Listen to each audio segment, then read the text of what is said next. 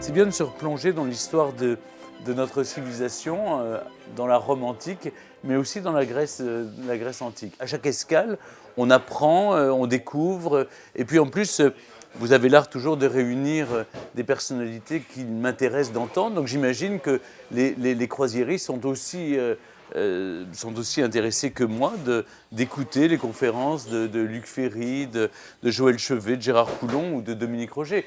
J'ai une passion pour Luc Ferry et ce qu'il raconte parce que je trouve que c'est l'un des philosophes qui sait le mieux expliquer combien c'est important de se replonger dans les textes anciens pour voir comment rendre notre vie plus agréable, plus heureuse aussi, avec non seulement la façon de vivre des Grecs anciens, mais surtout leur rapport au monde, à la philosophie et à la nature. J'ai un attachement particulier pour la Grèce, c'est mon pays de cœur en quelque sorte. J'aime ces escales en Grèce parce que certaines je les connais.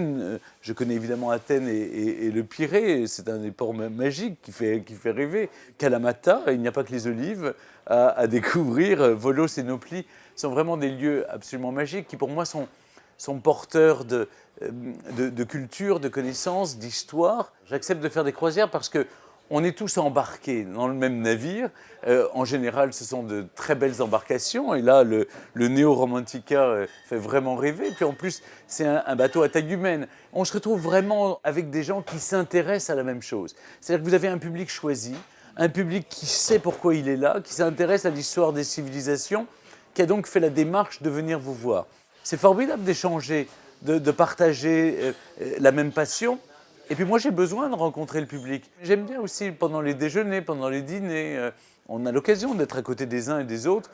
Je sais qu'on perd, comme disait Tristan Bernard, on perd à être trop connu, mais on gagne à être un peu connu des gens, c'est-à-dire pour qu'ils sachent vraiment qui vous êtes réellement. Donc c'est à la fois, je vous dis, une découverte touristique, et en même temps, intellectuellement, je crois qu'on va être nourri par les interventions des uns et des autres.